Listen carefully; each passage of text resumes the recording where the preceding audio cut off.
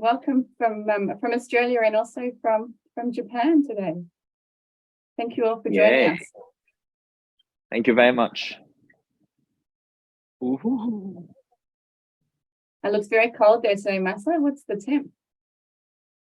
It's less than 10 degrees today. Wow. It's really cold. Yeah, absolutely. Hi Maria, hi from Wellington. Hello, Wellington. No, that's fine, Maria. So we everybody's on mute, so yeah, we are going to use the chat, so thank you. Hi Kerry. Yes. It is nice and sunny in Oita Prefecture. Absolutely. 60社ぐらいオーストラリアからみんな入ってくるんですよ。ちょっと見えないんですけど。Oh, hi. There's the local ryokan manager. Oh, perfect. Yes. Very friendly, Masa. Very friendly. Yeah. Very friendly person.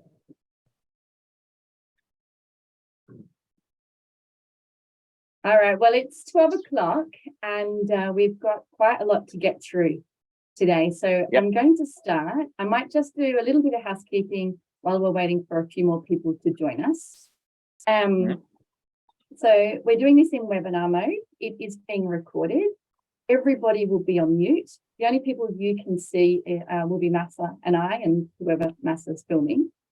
If you do need to leave early, like I said, we're recording it. We'll send everybody a copy of the recording. However, we do want you to join us for the entire time if you can spare the time to do so. At 12:45 Australia time, we're going to be drawing 2 lucky winners of our $100 voucher to your favorite local Japanese restaurant. And I'll contact you after the webinar and get your details and find out which restaurant that is. So let's jump on. I would love you to use the chat. So if you've got any questions, I'll be keeping an eye on that. And we would like this to be an interactive session. After the prize draw, we will stay online for a 15-minute Q&A. So I'm based in Australia. Masa is in Beppu in Oita. So if you have any questions whatsoever, not just about Oita, but traveling to Japan, stay online and Masa will be able to answer those for you. Yes. Let's get started.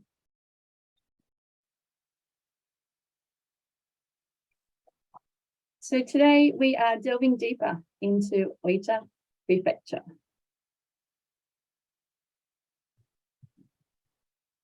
As an introduction, then we've got 3 live crosses today. So it's a bit ambitious. I'm hoping it will all work well, but we have 3 really fabulous locations that we wanted to share with you. And in between that, so Masa's going to then jump in his car from the first location and drive to the next one. I'm going to talk you through some of the most frequently asked questions. So we attended in Sydney, Masa and I, the Japan Travel Fair. And over one weekend, there were 7,500 people that came through the doors. And so we've gathered most frequently asked questions from that, and then also from the roadshow that we did recently in Auckland, Sydney, Brisbane, Melbourne, and we've put them into a presentation so that if you ever get asked these questions from your clients, you'll be armed with the answers. So let's go straight across to Masa, and he's going to explain what this image is. Hello, everyone. I'm Masa, and I'm working for a local DMC, called 3 Plus in Oita Prefecture, and I'm based in Beppu. And I'm also a Oita Prefecture strategic partner, whatever. And I'm in the center of Beppu Onsen, the biggest hot spring resort, hot spring town in Japan.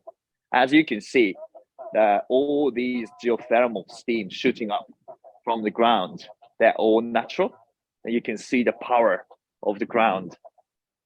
And I'm gonna go, and take you to one of the most interesting hot spring facility called steam bath. Rebecca, can you hear me? Yes. Oh, yeah. Okay. Oh, I can see all the questions coming up, but I can't really see the whole question. Yeah, so I'll you answer can- them. A lot of them I'll answer as I go through the presentation, Massa. One of them is, okay. does it smell like Rotorua? No, it doesn't.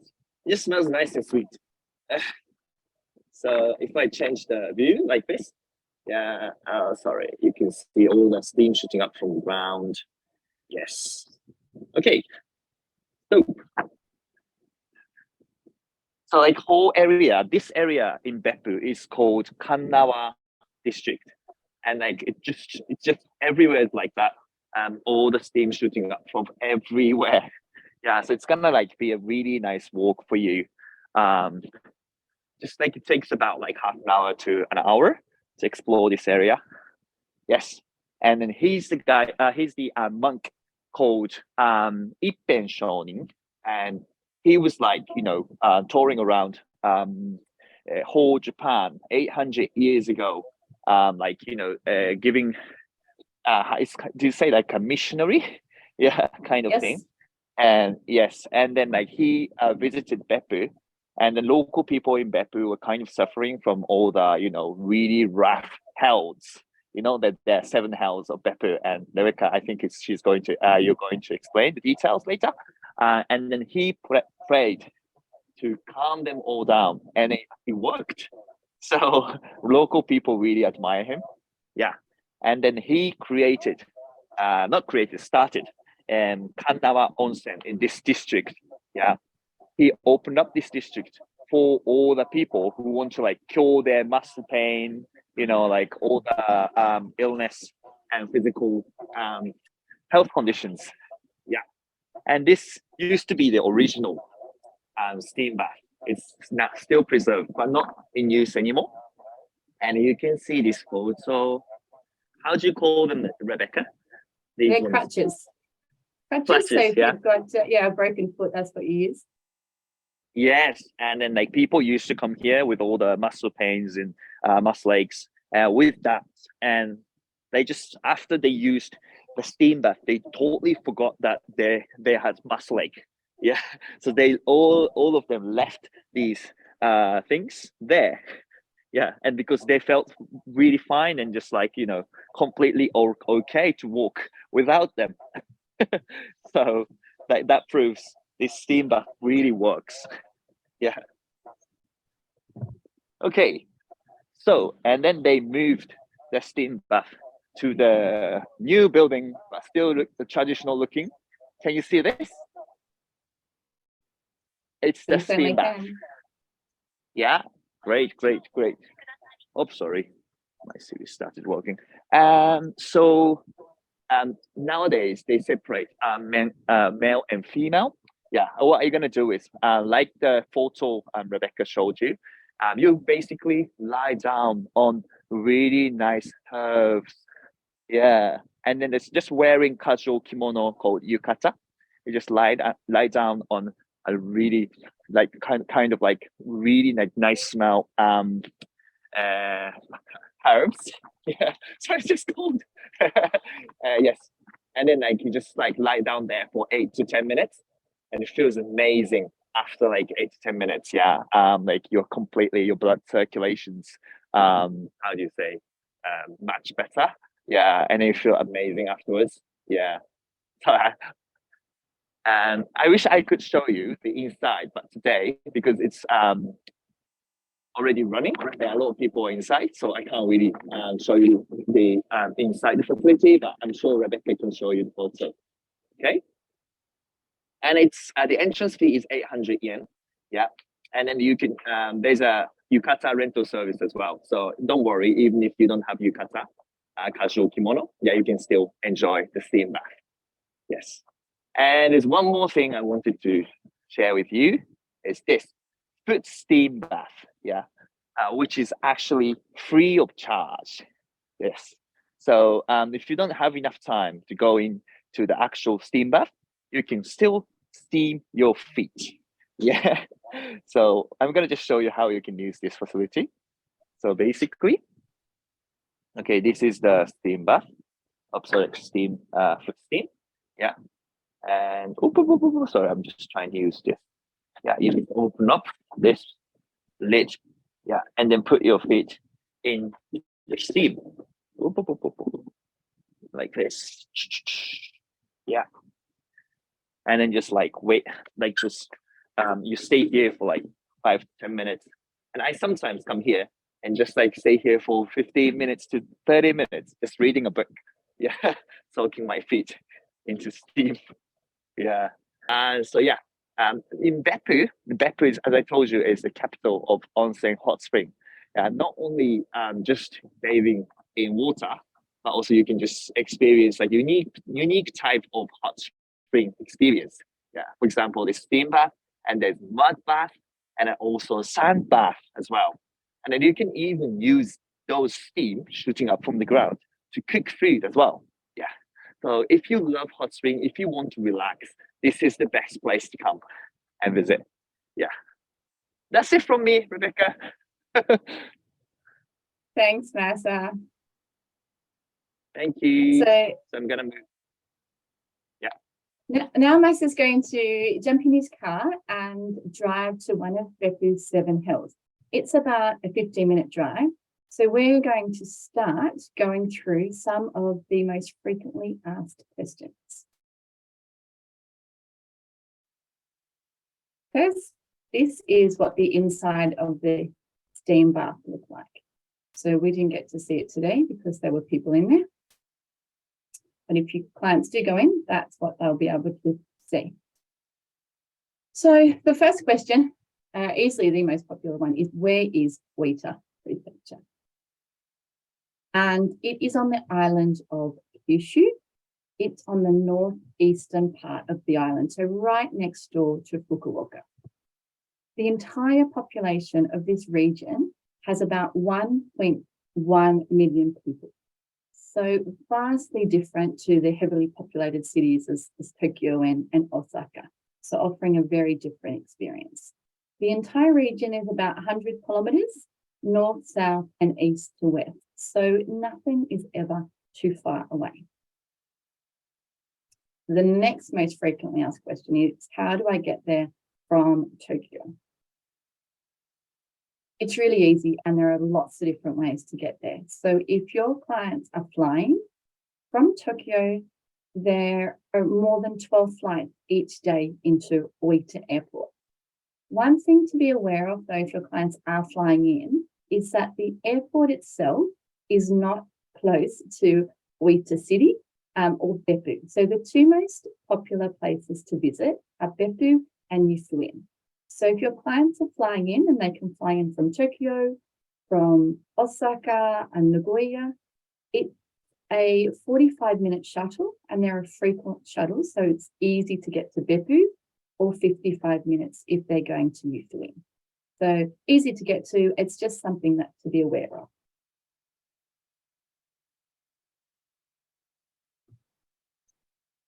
If your clients are traveling via rail, so the black line that you can see on this map is the Shinkansen. So that's the bullet train that takes you all the way from the top of Japan right down to Kagoshima down the bottom. So that black line on the island of Kyushu is the bullet train.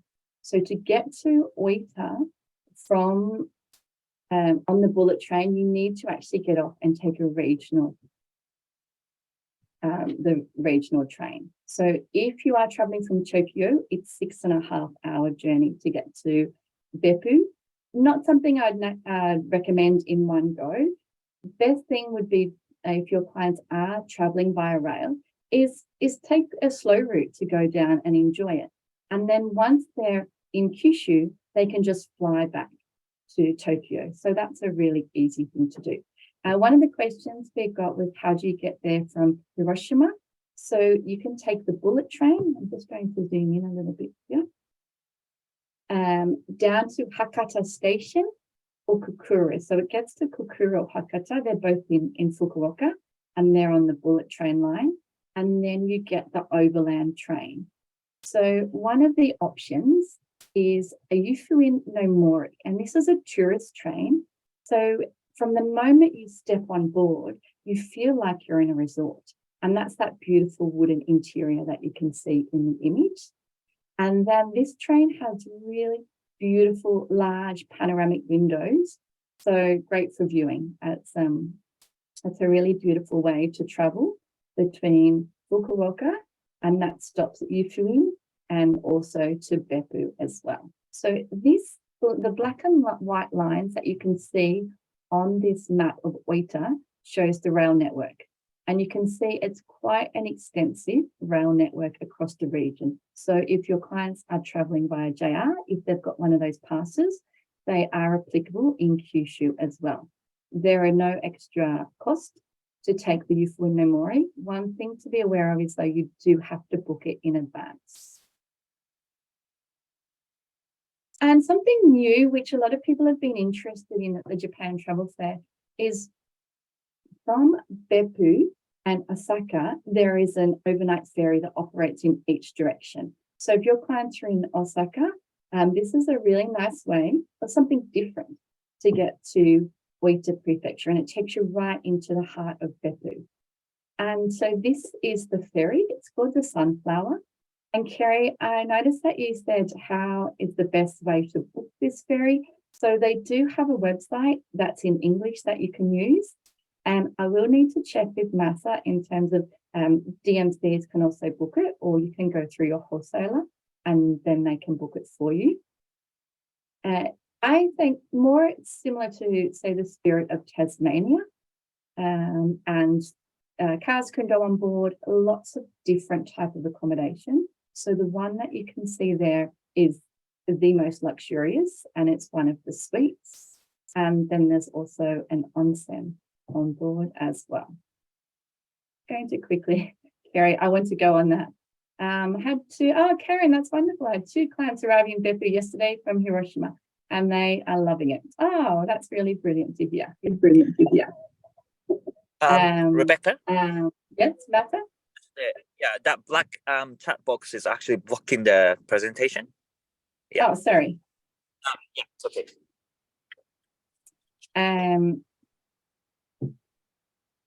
The next most common question is, what is so special about Oita Prefecture? And Massa has already touched on this before. So its onsen is the number one thing. So it's a wellness and relaxation destination. There are more onsen in Oita Prefecture than anywhere else in Japan. And in the city of Beppu, where Massa is at the moment, there are over 2,000 onsen. So that is one of the key highlights.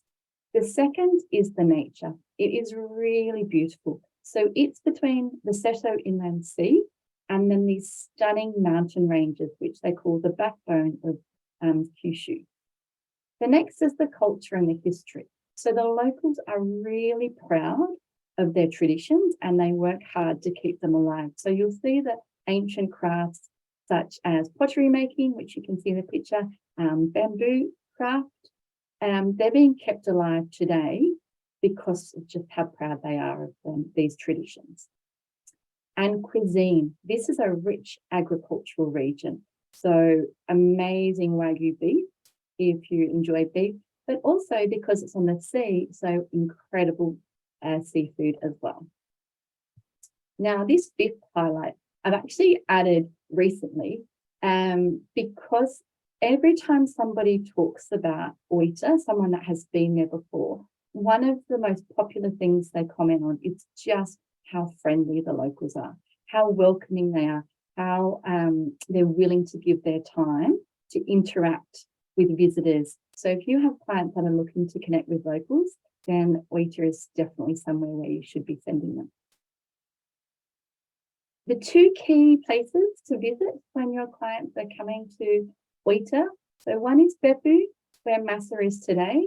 And this picture on the bottom left, this is actually onsen steam that is rising across the city. So I only use that image when I'm talking about it, because if you just see it like that, some people might think, looks a bit industrial. But this is all natural steam.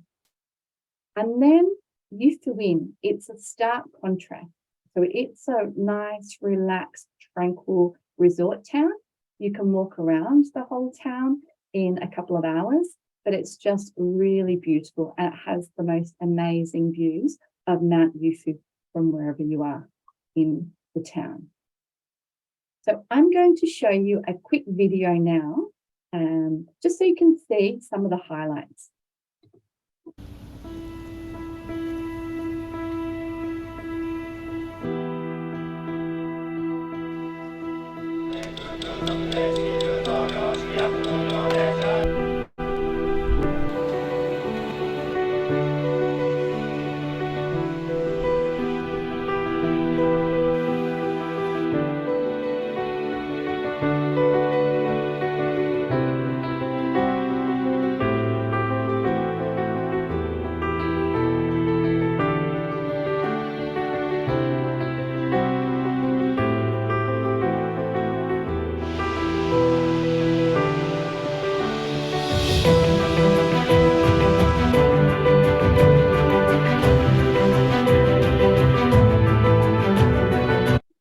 And this, where the video stops, is where Matter is going to be live streaming next. But I think it's still a few minutes away, Massa, is that right? So we're going to jump in. When is the best time to visit? So in winter, it does get very chilly. So it can be as low as -7. The average temperature is about 6 degrees. It's really beautiful because you have the geothermal waters, so these warm waters and the cold air, which has this mist that's rising across it. So very scenic. It's good if you're wanting to spend longer in the outdoor onsen, because when you have the snow falling outside and you're sitting in this beautiful warm onsen, it's just gorgeous.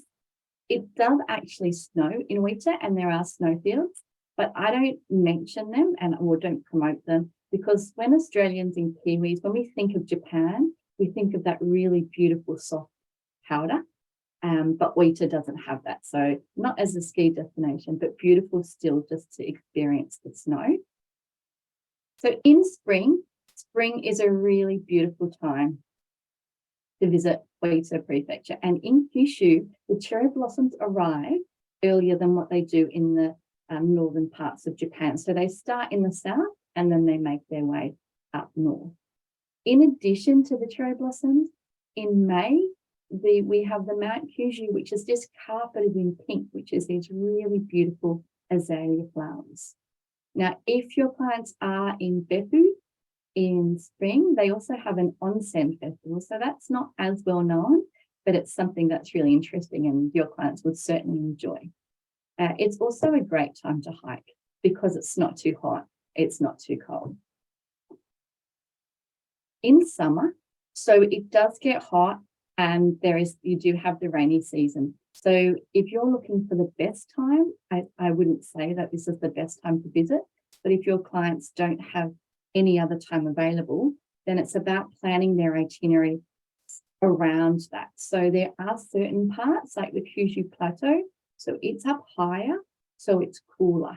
And so your clients can still enjoy the great outdoors without being too hot. Just be aware it is humid, or you can plan more indoor activities so they can go and enjoy the different pottery areas of Oita Prefecture. They can even do hand-on pottery classes if they like. Or in Usaki, they have the stone Buddhas. So these are in caves and you can walk around and experience that. But I would just say if traveling in summer, take an umbrella.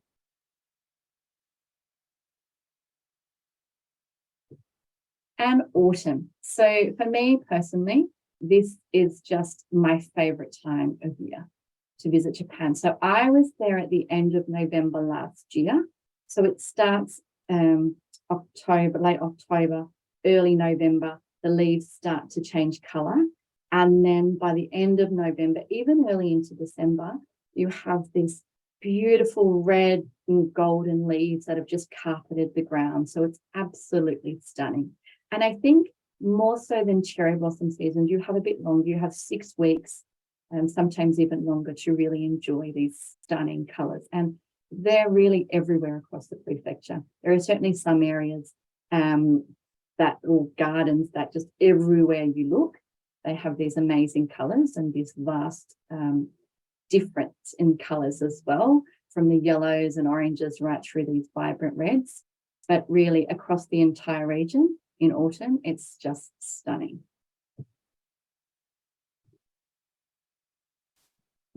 So another popular question that I've received is, can I wear my swimmers in the hot spring? So this picture that you can see down the bottom, which says no bathing suit, this was introduced across the onsen in Oita when they were hosting the Rugby World Cup. They had a huge influx of visitors that didn't know the rules. So the answer is no, you can't. And when I was at the Japan Travel Fair, I was just encouraging people who were really nervous just to give it a go. And it's really invigorating actually when you do it and you realize no one cares, and it's just so relaxing. However, if you have clients that really don't want to try it, then there are private onsen. So it's their own room, nobody else sees them. There are also some hotels that have a pool that uses onsen water. And within that pool, you can wear your swimmers. That's also nice if you're a group or if you're a couple, and you can enjoy that experience together, because for the most part, the onsen are gender segregated. So you can't go in there together.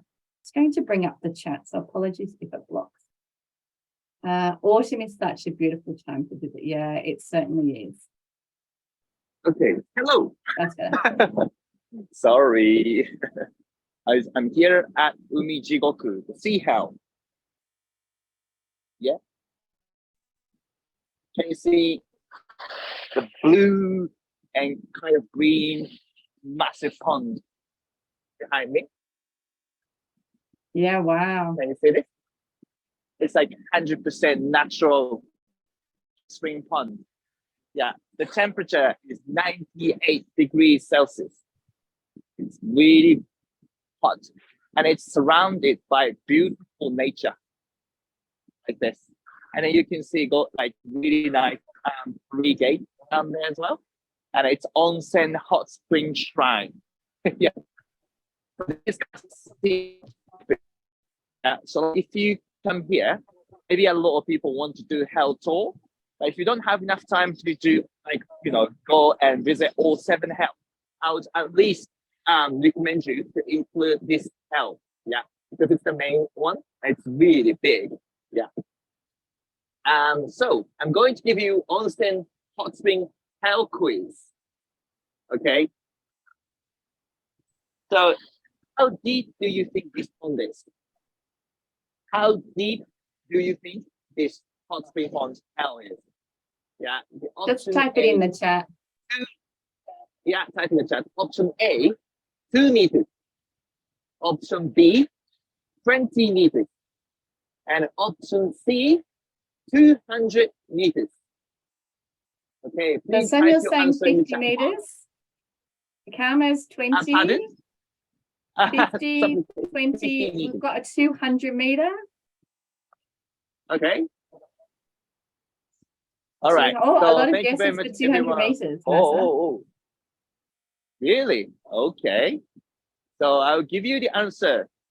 The answer is 200 meters. Yay! Wow. Okay. Yeah, it's actually really deep. It doesn't look that deep, but it's connected to the the really deep underground hot spring source. Yeah. So 1,200 years ago, when Mount Tsuruni, the nearest volcano, erupted, this hell emerged. Yeah. So it's got like more than 1,000 years of history. Yay. And then and this is the main one, but there's another one which is red. So I'm going to go and show you that one, and I'll be in like 2 minutes or something. Yeah. Okay. So Mesa, can you tell us thank you everyone for answering the answer. Pardon? Can you tell us when you're walking along, how easy is it to get to this hell on public transport or from the city? Okay. Actually, there's a direct bus from Beppu Station, which is the center of Beppu City. It takes about 20 minutes. And there's a tourist information center at Beppu Station, and then they all speak English. So it's really easy to find which bus to take and how you can settle the payment and stuff like that. It's pretty easy to get up here from Beppu Station. And can you see there is some plum blossoms? Yes, down there. It's the best time of the year to see plum blossoms. So from the end of February to the middle of March. Yeah. So this hill is surrounded by like a beautiful Japanese garden.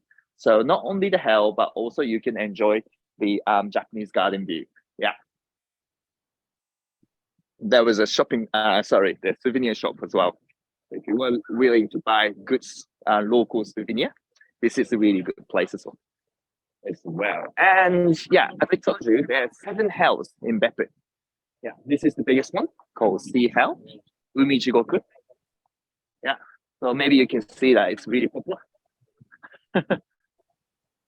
And Masa, while you're walking and we can see people in the background, I might just explain that masks are very much worn in Japan. Yes, please. Still, that would be great. And everywhere. So even outside, they're not compulsory, but you will notice that people in the background are still wearing them everywhere. So we did a test yesterday and Masa had his mask on. But because we're not used to it, I said, Masa, please, just for this, can you take your mask off? Rebecca, there's a good news.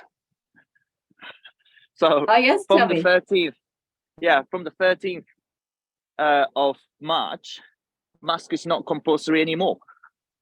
Yay! And do you think the locals will stop wearing masks? I don't know. That's interesting to see. Yeah. Will you stop Hopefully. wearing them? I think most of the time, yes, because it's just really hard always wearing masks all the time. Some people feel more comfortable wearing masks, so yeah, it depends. Yeah. But at least it's not compulsory anymore. So yeah, that's the good news. And I arrived at another hill. Yes, behind me is also in the same facility, but completely different color. Yeah, it's red. So yes, actually the water itself is transparent, but the color of the soil, is red. That's why it looks like, this, really red. Yeah. So if you come to Umijigoku Sea Hill, you can enjoy not only the blue, really famous hill, but also this red hill as well. And there's also like foot bath down there. Yeah. So you can easily spend like more than an hour here, only in this facility. Yes. Oh, thank you very much, everyone. Red Hill looks good. Yes, it does. Yeah. And the temperature is about like 80 degrees. Yeah. I'm sorry. My Siri sometimes speaks. Yeah. So okay, you're heading down to the Jikoku Onsen Museum? Yes, Jigoku Onsen Museum. Which is the new facility opened up last December. Yes. And that's a couple-minute walk. Yeah. So I'm going to jump straight back to the presentation and continue going through. Yes, please. See you soon, everyone. Bye-bye. So back to the rules of onsen. You do have to be naked. Encourage people to give it a go, but then if they really feel uncomfortable, then use a private onsen. So these are the different onsen areas across Oita Prefecture. There are just so many different ones. So regardless of where they are, there's always amazing onsen that they can experience and lots of different types as well. Rebecca, sorry, just for 1 second. Just for 1 second. So, and behind me is the plum blossoms. Sorry, Masa, I'll stop sharing my screen. Okay, go. Yeah, can you see me? Yes. You can? Yeah? We can see you, yes. Yes. So these are plum blossom trees. They're blooming everywhere. Yes. So like those who think it's a little bit early for cherry blossoms, don't worry, you can still enjoy the plum blossoms. Yeah. everywhere. That's it from me. Sorry, I just wanted to let you know that. Thanks, Mercer. See you soon.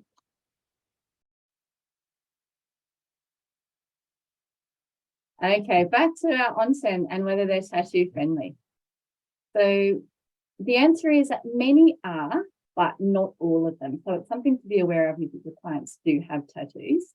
In Beppu alone, there are over 100 different onsen that they can choose from, and there are hundreds more across the region. There is always the option of a private onsen. So if your clients have two tattoos, because nobody will see them in a private onsen, and smaller tattoos can also just be covered up with a patch so that you can go and make use of the public ones. We actually have a website that's entirely dedicated to onsen, and you can do a search for tattoo-friendly onsen. Other experiences your clients might like while they're in Beppu. So Matha mentioned before the mud baths.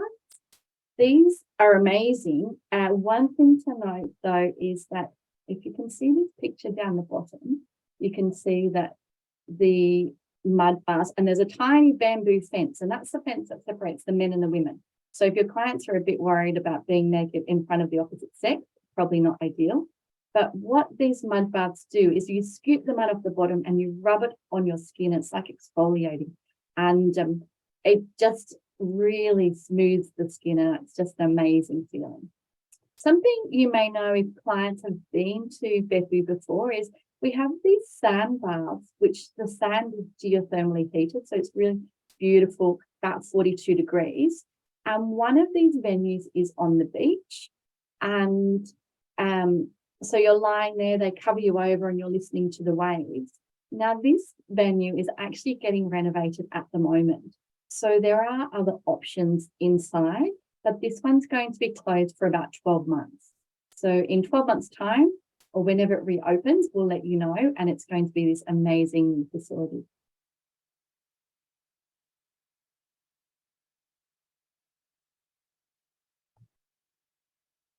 Another question, we want to escape the cities. Where can we go to? Well, there are so many beautiful places. One in the top right, this is the Kunisaki Peninsula, which is just so gorgeous. Think ancient forests with towering trees. It's very spiritual as well. So there are, in this region, there's 35, I think, different temples. But just, we went there and just standing in front of one of the temples amongst these 100-year-old trees, it just gives you goosebumps. So it's just really beautiful.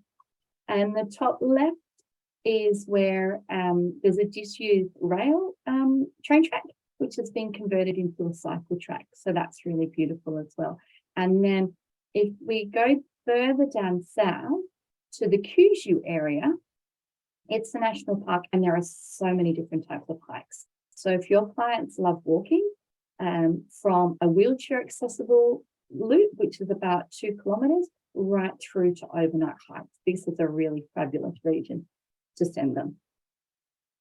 Another question, we're foodies. What have you got for us? So many amazing things. Like I said before, Wagyu beef is amazing in this region. There's a picture of Masa in Saiki. So they have the most incredible range of seafood in their local markets, and the quality, they say, is likened to Michelin star restaurants that you would get in Tokyo, just so much cheaper. Toriten, which is a tempura fried chicken, is one of the specialties in the region, and also shiitake mushrooms. So they're a large producer. They have the store at forests in the north. And there's even an experience where you can almost, it's like foraging. You can go and choose your own mushroom and then cook it for you. And Masa mentioned before, we have the onsen jikoku mushi, which is the cooking using the onsen steam. So when your clients are in Beppu, they absolutely have to try that. Another question is, will there always be someone who speaks English? The answer is no, not everywhere. So Beppu has an international university, so English is widely spoken in Beppu and also Yushuin. In the other regions, not so much so. So if you have clients that are a little bit nervous they want to be able to communicate in English wherever they go, then it would be best for them to join a tour to experience this part of Japan. However, for many people, the challenge is communicating with people using other means than language. And Oita Prefecture, when I was at the Japan Travel Fair, a lady came up and said, look, I was in Kitsuki, which is one of the little towns, and I was lost and it was on dark and I was getting a bit worried. And someone came up to me and helped me. She couldn't speak, but somehow found out where she needed to go and actually walked her to her accommodation. So that's one of her finest memories of Oita Prefecture. Just an example of just how friendly and helpful the locals are, even though they may not speak the same language. So Masa, can we jump to you? Are you nice and close? Hello. Can you see me? Yes. Vanessa, I'm just Yes, going to sorry. ask, the red one, the red hill is actually not very deep.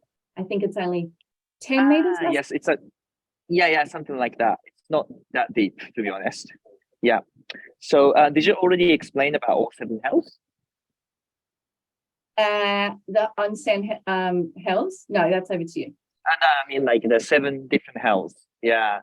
So 5 of them are all located in the same area in Kanagawa region. So they're all walkable.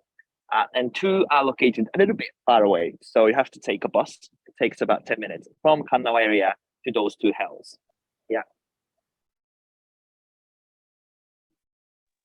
Hello. And I'm just waiting to go inside the onsen museum because you can only enter the museum, inside the museum every 10 minutes. And the next one is 10:50 Japan time. So I've got to wait 7 minutes. So yeah, if you have any questions coming into like about Oita or about Beppu, I'll be able to answer. Vanessa, I might jump back and do our itineraries, and then you just sing out when you're ready. Okay, perfect. In 5 minutes, I'll be ready. Okay. They'll be ready. Bye.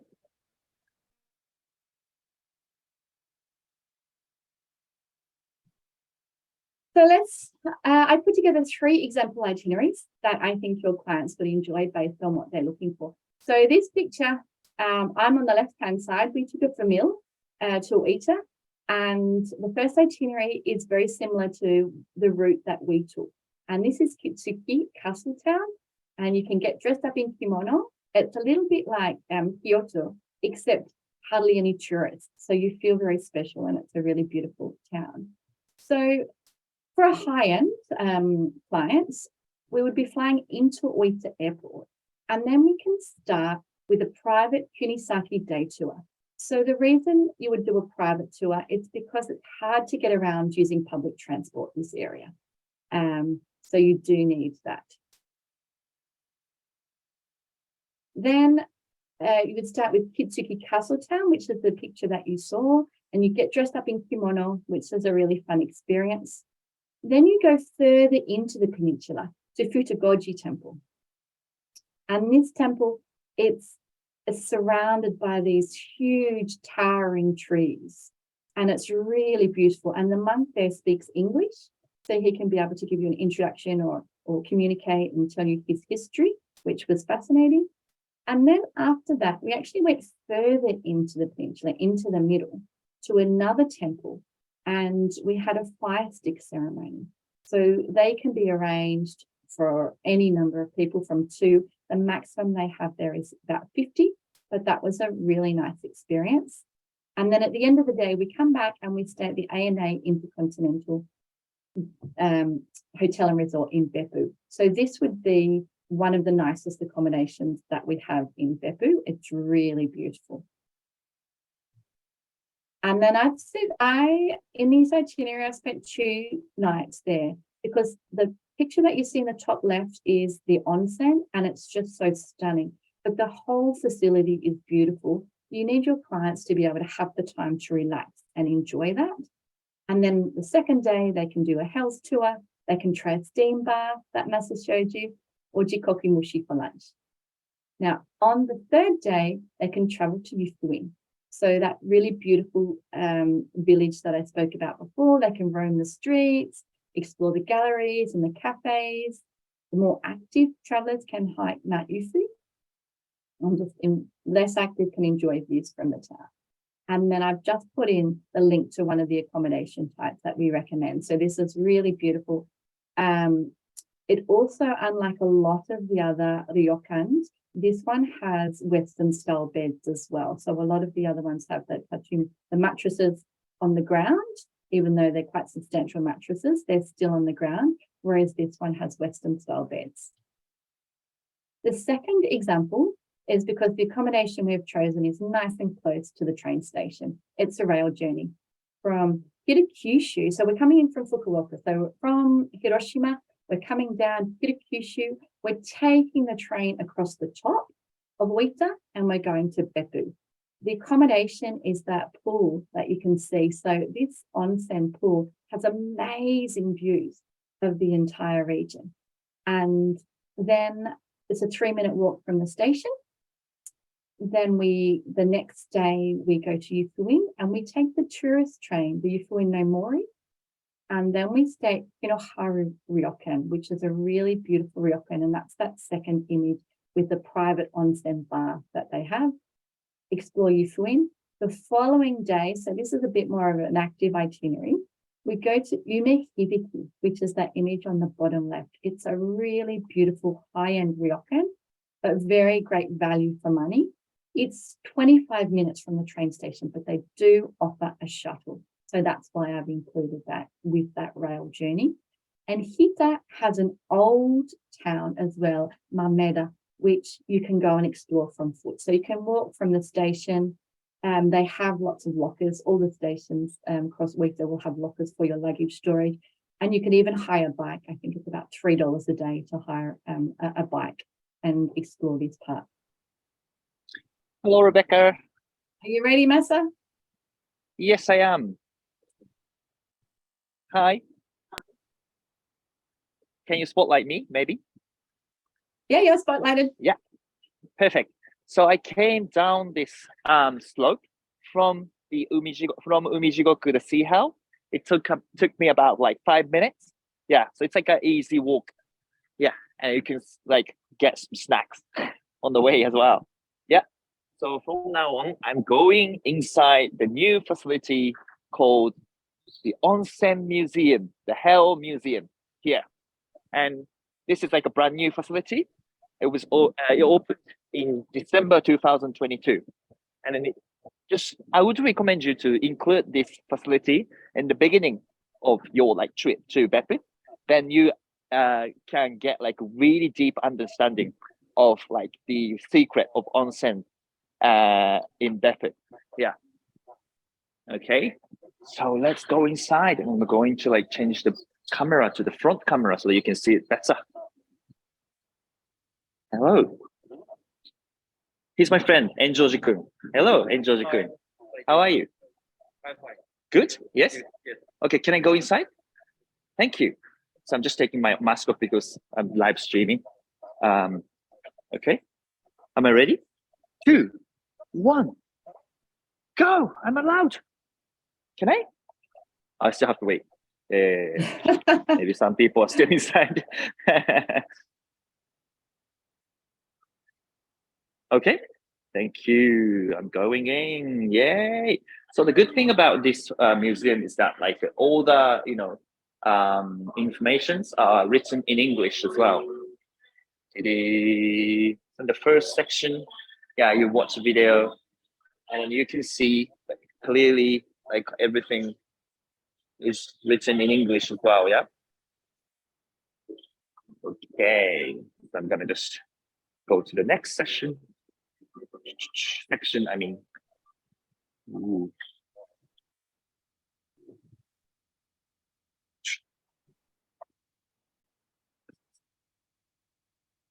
Yes. Ooh. Can you see? Yes. So what is this representing? Yeah, So what are these red curtains? Yeah. So basically, like this is you kind of like you're touring the same journey as onsen water. So like this section is all about like onsen water being underground And it takes about 50 years since raindrops and that water is absorbed into the soil to actually that water gushes out as onsen water in Beppu. It takes 50 years. Yeah, it's amazing. So like you can go into the onsen in Beppu nowadays, but the water itself is from like 1960s, which is quite Wow. interesting. Yes. And they were the fault lines, those black and white lines. Yes. Oh, sorry, I just missed that. Yeah, that was a fault Oh, line. that's okay. This one. Yeah. Mhm. Okay, so you can take a photo there. And my next is my favorite section. Let's go. Oh, I kind of lost. Which way should I go? Oh, this way. Okay. You see. Okay, all the information. And here is the. Sorry, let me just give me 1 second. Sorry, everyone. Sorry. It was okay. Yeah. And the section, my favorite section. A lot of mirrors. Yeah, it's gorgeous. Hello. Hi, Mesa. Yeah, so this section, the concept is that you're underwater, yeah, before you gushes out as hot spring water. Yes. And at the end of the journey, you can learn about the different types of onsen in Beppu. There in total 10 types of like onsen water exist in the world, and 9 out of 10 exist in Beppu, which is remarkable. Yeah. And you can learn everything about like the secret of hot spring in Beppu, why there's so much water, hot spring water in Beppu, that kind of thing you can learn in this section. Yes. Yeah. So at the end of this journey, at the end of the journey, yeah, in this museum, you watch the film, which takes about 10 minutes, and learn about the secret of onsens in Beppu. Yes. Masa, do I have time to go through my one final itinerary while you're waiting? Yes. Certainly. See you soon.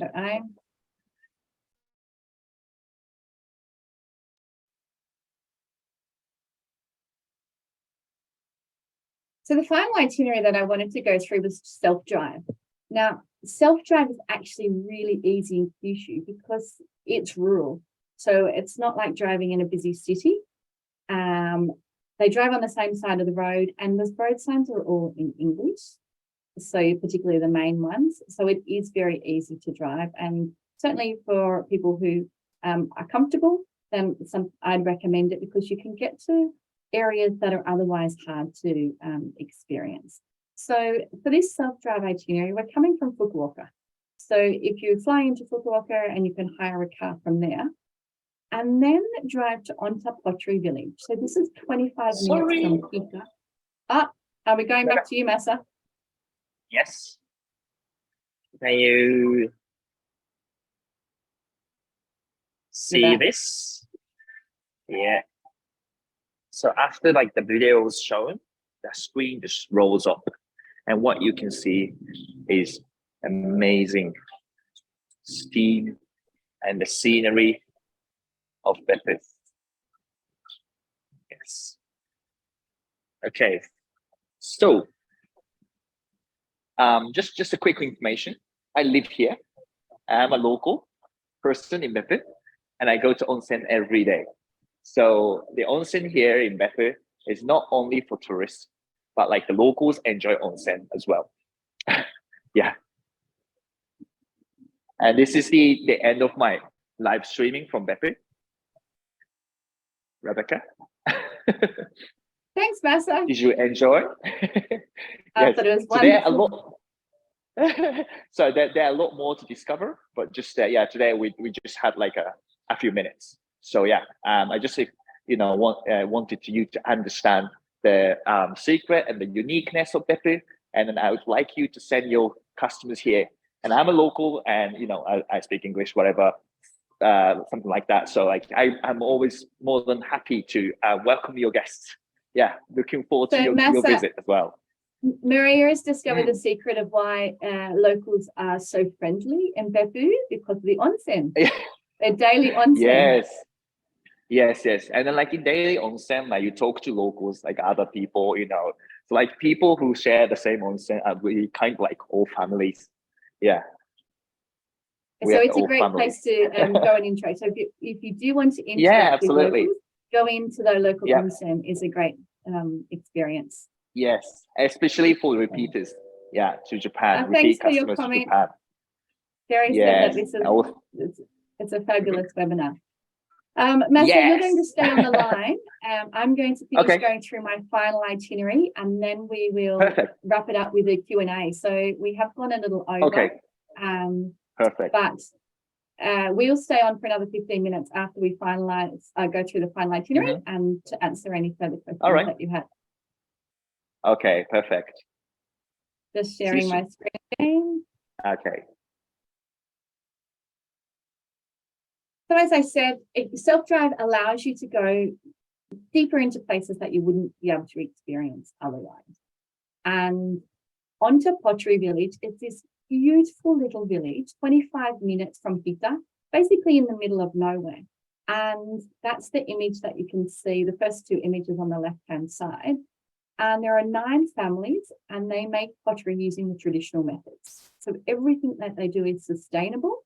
And there's 9 kilns or 9 pottery wheels, and that gets passed down from the father to the son.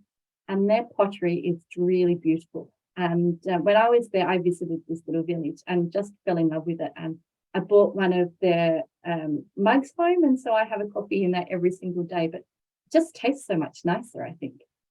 Then we drive further into Yufuin, and I put here, stay in Yufuin 2 nights so that you don't feel like you're moving, checking out and checking in every single day. And then from Yufuin, do a day tour to Beppu on day 2. So you know everything there is to do, or a lot of the things to do in Beppu. Go back to Yufuin, and then the next day, drive south to Taketa Castle Town.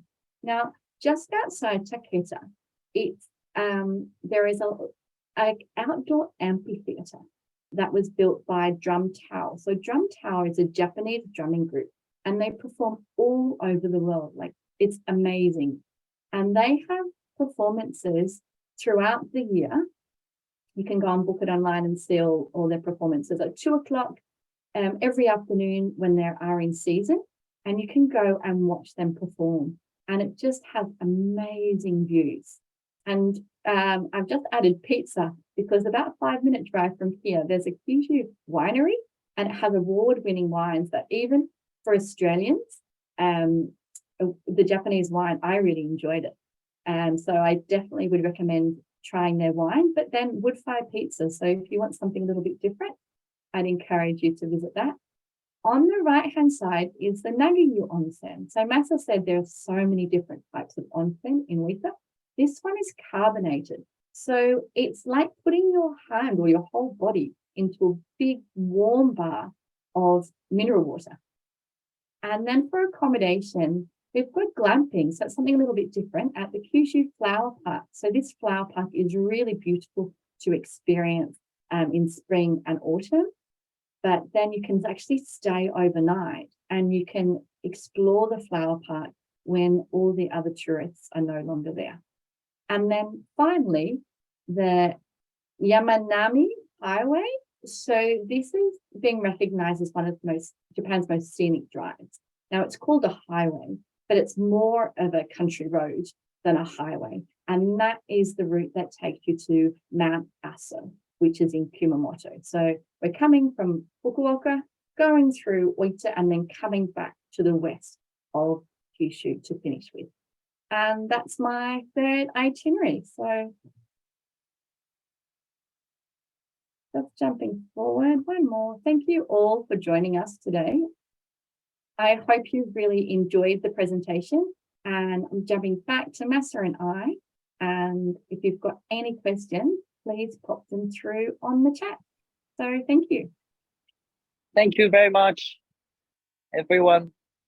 Thanks, Navy. Oh, you're heading to Japan in 3 weeks. How exciting. I just want to mention the Coffee here is amazing, even by Australian standard. I forgot to mention that.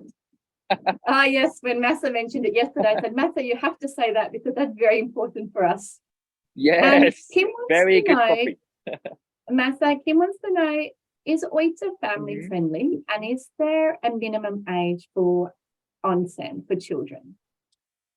Not really. I mean, like Oita is one of the biggest family holiday destinations in Japan. There's so many theme parks, even like Hello Kitty themed Sanrio and Harmonyland is in Oita. Yeah, the monkey park, aquarium, all sorts of like children friendly activities and experiences. And Massa, you mentioned that you go to the onsen with your son every day. Yeah. There's no minimum age. Yeah, usually like as long as you're healthy enough to go into a hot spring water, yeah, you can go from 0-year-old to 100 years old. Yeah, but So do locals take and babies into an onsen? yes, they do. Yeah, so unless the baby is like can't control the urge to um yeah, go to the toilet and just told them You go to the toilet. yeah, that I don't yeah, as long as they can go to the toilet and just control themselves, and you can go into onsen. Sorry. Maybe from Fair one.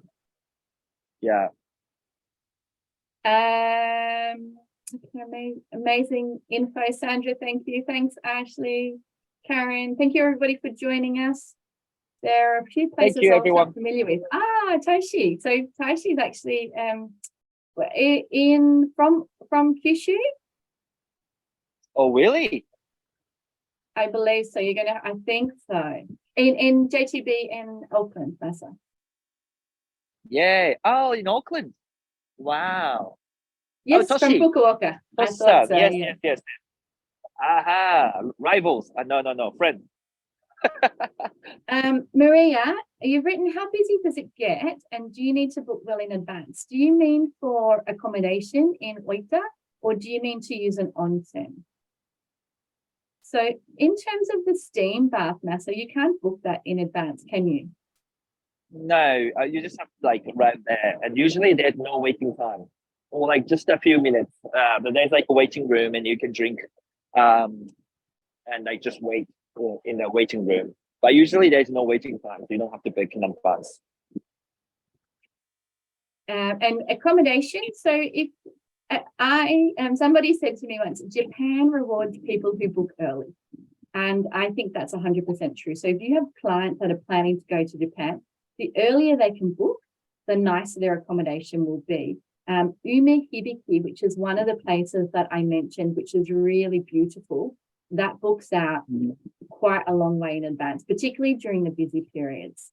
So you can still, you tell me, Matthew, you can still get accommodation last minute. It's just not going to be as good, is it? Or as much choice. Sorry. Yes, you're right. Earlier is better, but like some ryokans, like a Japanese style inns, they open up booking 6 months ahead. Yeah. So if you want to book far in advance, some accommodations don't accept your inquiry. Yeah. So you've got to just know like when exactly they're gonna start taking bookings. And if it's like an international brand like Intercontinental Beppu, yeah, they're gonna receive bookings from like far in advance. So yeah, it depends on the type of accommodation, but surely like earlier is better. It's kind of like really popular destination for both domestic and international, especially from Asia. Yeah. So. And when would you say it's busiest in Oita across the whole region? What are which months? Mm-hmm. Yeah, I would say like all the domestic Japanese holidays, yeah, are the busiest because all the old people, families, like they love to come here and enjoy onsen. So I would say like New Year time, from the end of December to beginning of November, also Golden Week, the first week of week of May, and then summer vacation, in August. Yeah, it's like the middle of August. There's Obon holidays, the 13th to 15th, that kind of thing. They're like the busiest time. So busiest, even busiest though time. it's summer in August and Mhm. it's not somewhere Yep. where we would think to go to, it's really busy with Japanese tourists. Yes, as I told you, there are a lot of like family-friendly facilities. Yeah, so like they love to take their kids and to go to those facilities, and at the end of the day, they like enjoying onsen, even in summer. It's still busy, really busy. Yeah, fabulous. Yukari's from Auckland, JCB, and from Fukuoka too. So thank you for joining us. Did anybody you. have any further questions? And it doesn't just have to relate to Oita, it could be anything in Japan. So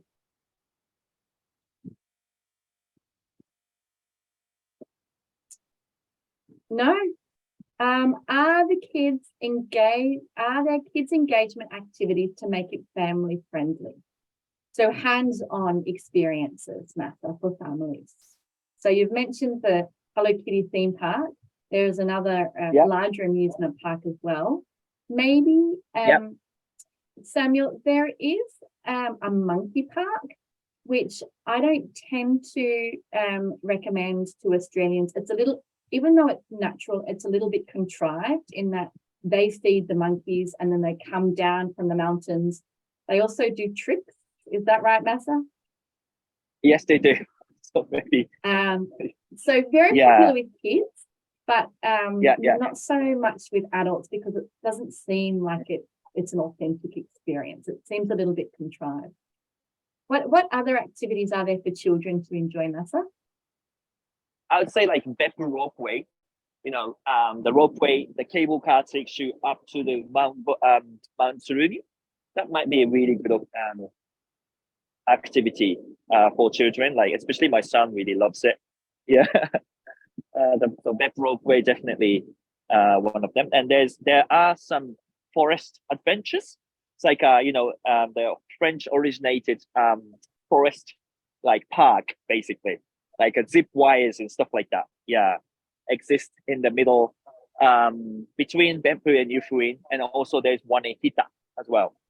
Yeah, so a lot of like places for kids to go. And my favorite one is in Lake Shidaka, which is located somewhere between Yufuin and Beppu.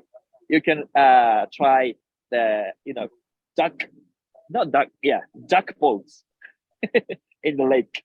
Yeah, maybe that's something you can really do anywhere, but you can see amazing scenery of like both volcanoes, Mount Tsurumi and Mount Yufu inside. So yeah, it's gorgeous. Even for me, it's a really good experience. Yeah.